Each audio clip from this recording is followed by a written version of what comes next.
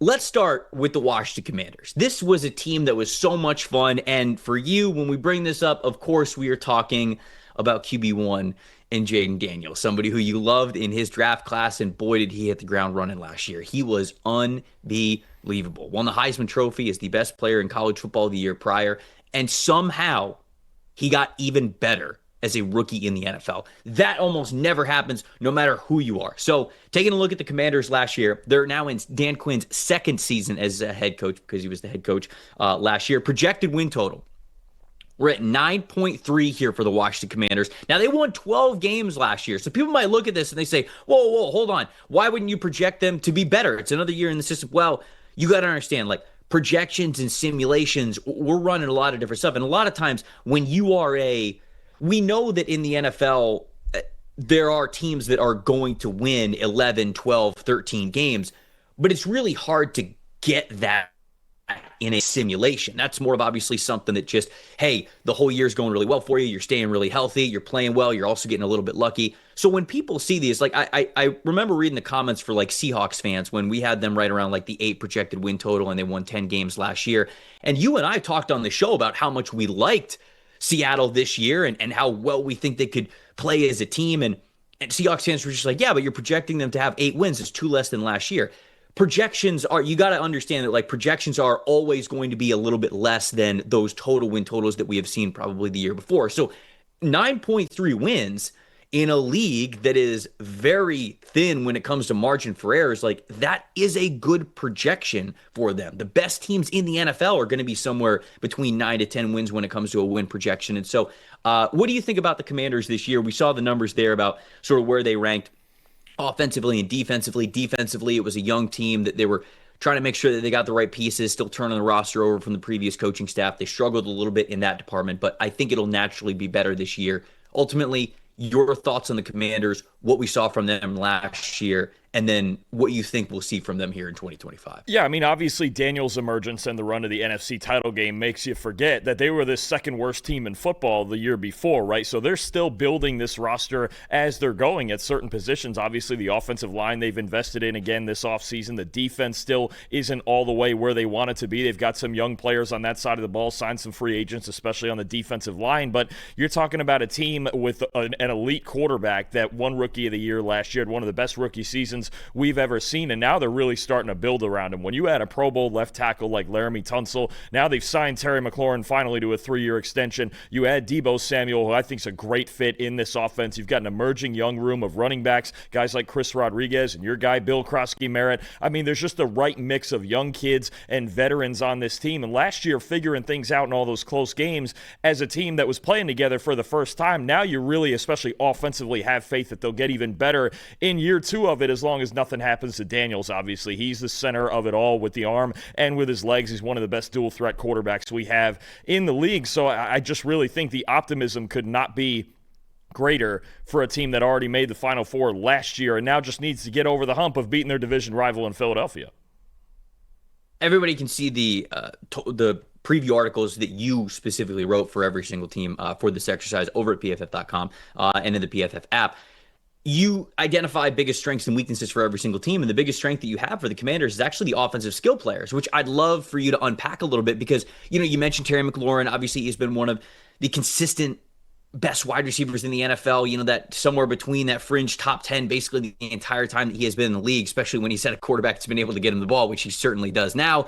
They trade for Deebo Samuel, but I think people might look at this wide receiver room and they go like, okay, well, you know, Luke McCaffrey, Noah Brown, Jalen Lane, yeah, like Zach Ertz, but Zach Ertz getting long in the tooth. They got Ben Sennett, who you like, but yeah, he's more of a sort of like a Swiss Army knife type of a tight end backfield player. The running back room, we think that Bill Krosky-Merritt is going to lead that room now, especially with Brian Thomas Jr. no longer on the team. But you mentioned skill position as one of the biggest strengths for this team, where I think for the majority of the summer, a lot of people have talked about it as a question mark. So your thoughts overall on just that group specifically heading into the year? Yeah, I mean, Terry McLaurin's obviously at least a top 15, if not top 12 receiver in the NFL, one of the best deep threats in the NFL, and his ability to win those one-on-one matchups outside, especially deep downfield, is huge. That's why it was so big for them to get this contract negotiation done with him, get him on the extension, get him on the field. I think Deebo Samuel really is a perfect complement to McLaurin. When you talk about what he still has left in the tank after the catch, this is a team that runs a high rate of screens. Jaden Daniels throws a lot of balls near the line of scrimmage, under that 10-yard mark. He's very efficient and accurate. I think Samuel's going to be able to take advantage of that, and he's not going to have to play running back at times like he did in San Francisco because the team's already got depth there. I think Cliff Kingsbury is going to find a ton of ways to use Deebo Samuel, and I'm looking at that 4th-round pick you mentioned, Jalen Lane. He can do similar things to Deebo Samuel. I'm telling you, he's going to be their punt returner this year. He can get in the slot. He can win after the catch. He's a really good separator who just didn't have the most accurate quarterbacks at Virginia Tech. I think he could be a real player for him. Zach Ertz is a reliable chain mover. You've got a pretty deep tight end room. You've got a deep running back room. Don't forget Austin Eckler, too, in a part-time role, who was good for them last year. He's not carrying the heaviest load like he did with the Chargers. In a rotational role, Austin Eckler is still a good player, but it all centers around Daniels as well. He opens up things in the run game for the running backs with the option threat that he is. He's so accurate and consistent as a passer. I mean, I like this unit. The individual players might not blow anybody away other than McLaurin, but I like this unit together in the way that Cliff Kingsbury has built it around Jaden Daniels. Yeah, I think Lane was a really good landing spot type of a draft pick where you go, okay, like he's not the most complete receiver out there, but you mentioned what Washington really wants to do well, what Cliff Kingsbury has done throughout his tenure as an offensive play caller, whether it's been at college or the NFL. It's vertical stuff, but then it's the short stuff too. He wants to maximize speed and get the ball in the hands of his really athletic playmakers, and I think Jalen Lane is that, so you'll see plenty of opportunities for him to be able to do it.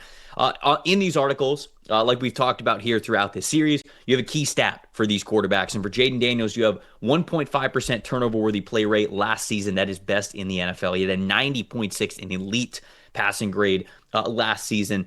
People do. They talk about the spectacular with Jaden Daniels. They talk about those big vertical throws down the field. Certainly with Brian Thomas Jr. and Malik Neighbors when he was at LSU, that's a lot of what we saw. It was a lot of 3 and 4 verts, a lot of slot fades, a lot of everything that allowed him to push the ball deep down the field. We know what he can do as a rusher as well.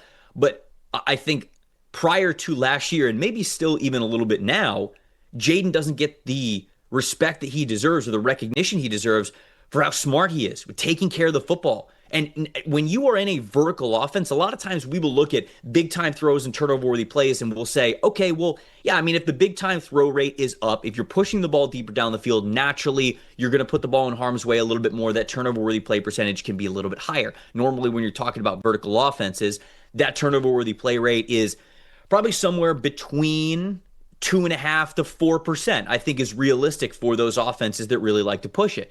Jaden Daniels being sub 2% turnover-worthy play rate is a really great number from him. And I just think that it's a great stat to call out. Amongst all the great things that Jaden Daniels does from an explosive standpoint when it comes to really putting up points and pushing the ball down the field, it's how he took care of the football last year that was just as much of a reason of not only that elite passing grade, but them making it to the NFC Championship game. And that's the reason that he's so hard to beat, right? He's so talented. He's so accurate. He can throw the deep ball well. I think, he even says this year that he's even stronger this year, and that part's going to look even better with his arm strength. He's an explosive runner who led all quarterbacks, I should say, in missed tackles for us, had a 90 rushing grade as well. And then you talk about a guy that doesn't beat himself, right? When you talk about you're getting under 2% with the turnover-worthy play rate, that's elite stuff. Lamar Jackson was in that range as well. Joe Burrow's in that range as well. So if you have a guy who doesn't beat himself and then makes all the explosive plays on the ground and through the air like Daniels does, you've got a shot to win every single week. And it's part of the reason they were in games against teams that, were on paper more talented than them. They were winning all those one-score games. He was leading them on fourth-quarter comebacks because he just doesn't beat himself. And he even very rarely misses throws. I mean, he's one of the most accurate quarterbacks in football already. So if he holds that, and he's held that since college, Trev, when he was drafted, he had the best turnover-worthy play rate for his career of any Power 4 quarterback in PFF college history. That goes back to 2014. He's just always been like this. The big-time throws and the vertical passing was in question. His rushing ability certainly wasn't, but I think this is the part that may have been missed throughout the entire process is he's never been prone to turnovers, and it feels like he's just not going to be in the NFL either. Yeah. He certainly started things off really well as a rookie. Let's talk about the defense a little bit before we get to Ben Lindsey's season-long bet that he really likes for the Commanders this season. Defensive line, a little bit of a question mark, right? I mean, you paid Javon Kinlaw a lot of money. Certainly, you can understand the potential. That's why he was a first-round draft pick. But still, to this point, Javon Kinlaw has remained potential over production. So we'll see what he's like now with Dan Quinn in that defense. You've got Johnny Newton. You've got Deron Payne. Don't have John Allen anymore. You have Von Miller as well on the defensive side, Dorrance Armstrong along that defensive line too. But linebacker level, I think it's really key to talk about Bobby Wagner still being in this group, really solidifying things. I love the duo of him and Frankie Louvu. And then on the cornerback side of things, really like Trey Amos and what we've seen already. I was a big Trey Amos guy in last year's draft. He was a top 30 player for me. He's somebody that I really like the fit of him going to this defense as well, because I feel like he could be an outside starter for them, giving you a lot of flexibility with him and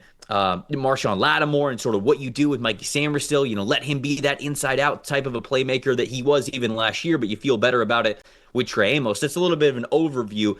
Where do you want to focus on, whether it's the rookie at the cornerback spot, the linebacker, and what Bobby Wagner is, or the defensive line? Where would you focus in most with the Commanders on that side of the ball? I mean, I think the defensive line in certain matchups, and especially head-to-head against Philadelphia, is going to be my biggest concern, particularly in run defense, right? Yes, they signed Javon Kinlaw, but he's never been a great run defender. They signed Von Miller, but he's going to be a situational pass rusher. I think this defensive line is the one unit that could get him in trouble in certain matchups against these teams with good offensive lines, right? You talk about in the NFC, Philadelphia, the Rams, especially when they're running the football, the Lions, Minnesota, Green Bay. I mean, these are teams with really good offensive lines that you can't get overpowered in the trenches against, right? And then I think the cornerback spot's really key. I mean, Trey Amos, like you mentioned, the second-round pick, who probably could have been a first-round pick. He's been good on the outside so far in the preseason. Marshawn Lattimore, I think, is a huge key. They traded for this guy last season, and he was hurt when he got to him.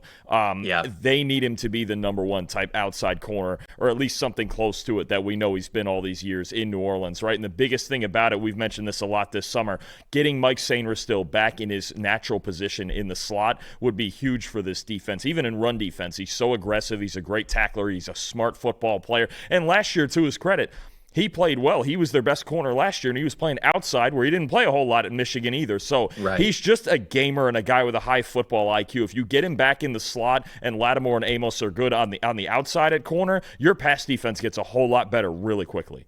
Yeah, I felt like he, just because of the size and the lack of length, I felt like he was destined to be just mostly a nickel corner in the NFL, knowing that he could flex and play some outside when you needed him to, but labeling him sort of as that nickel defender, I gave him a second-round grade in the draft, and I almost never give nickel corners just because there's a lot of them, right? I mean, like, you could have safeties that turn into nickel corners. You could have just smaller corners that don't have the length to play outside. Sometimes you get guys who did play outside and they're more comfortable in the nickel. There's just so many different areas. And when you talk about value and round value, yeah, of course, talent, of course, goes into it. But especially when you try to get positional value into it a little bit, scarcity sort of goes into that. How valuable is this player for you? I really feel that as the NFL has really started to spread out, make 11 personnel, the new base, as we talk about that with nickel defense as well, the nickel cornerback position does become really important. And for Mike Samerstill to get a second-round grade from me, it goes into exactly what you said. That run defense that he has, that mentality, being able to do everything.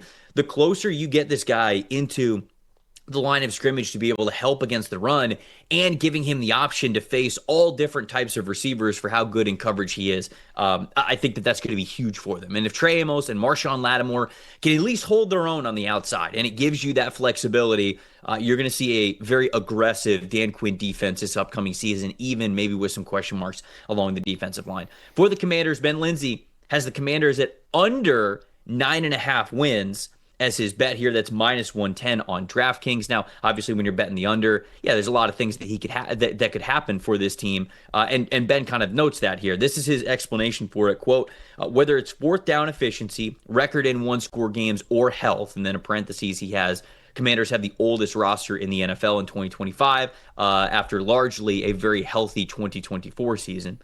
He says Washington stands out as one of the top regression candidates from 2024, where they went 12-5 and made the NFC Championship game. They'll also face the 10th hardest schedule in 2025 per PFF after getting a very favorable schedule there in 2024. So a little bit of regression when it comes to that fourth down efficiency, their record in one-score games, having a tougher schedule. That sort of goes into that win projection being a little bit lower. But Dalton, the under, I think, at 9.5 is perfectly placed with the Commanders, especially with our projections having them right around that line at 9.3. So if this team stays healthy, I certainly think that they could get back into the double-digit win column and be that sort of team this year. But as they have one of the older rosters, if they do start getting banged up, well, then you start worried about the depth a little bit. That's where you get into Ben's like, hey, could it end up being 8 or 9 wins here for this team? Your thoughts on Ben going with the under here on 9.5 for the Commanders? You in or out on that? Yeah, I think it's one that I understand, because you go, there's a few key guys that you go, if something happened to that guy, they'd be a serious problem. Bobby Wagner's obviously one of them. Terry McLaurin, obviously, this is why they had to get him signed. He's the one true deep threat on this team. If something happened to him, even for a few weeks or a month or so, you're talking about an offense that gets a lot less vertical. I think Laramie Tunsil's obviously a huge factor at left tackle, right? As long as he plays 17 games, you feel good about their pass protection, a lot better than last year, but you lose them and it goes right back to the same as last year, where it was bottom 10 at some points in the season. So there's some key guys that they really need to play all 17 games. The one thing I'll say, though, is that I think Jaden Daniels, we talk about the big four quarterbacks, right? Mahomes and Lamar and Allen and Burrow. And the idea with those guys is that if you have them, almost no matter what else is around them, you have a shot to win games. I think Jaden Daniels is just about getting in that category, where as long as this guy plays 17 games, you have a shot to win every single week. It doesn't matter who you're playing. He's going to play all 60 minutes. Like we said, he's not going to beat himself. He's an explosive playmaker both ways. So I get the logic, because the thing I'm most worried about is their defense, especially in matchups against good offensive lines. Their D-line could be an issue, and they could get in a lot of high-scoring games again this year. So when you're playing with fire like that and your defense is still a bit shaky, then you talk about, okay, there's a road here to go from 12 to 9. And is that like a horrible season? Obviously, no. But, I mean, it puts you in danger of missing the playoffs if you're getting down in that 8-9 win range. So I do get the logic behind it. I probably myself wouldn't take it. If Daniels is playing 17 games, and as long as McLaurin and a couple other guys are healthy, I think they'll still win more than that, even if they don't win the division. But this team is very talented, especially offensively. So that's the part where I would have faith that they're going over this still.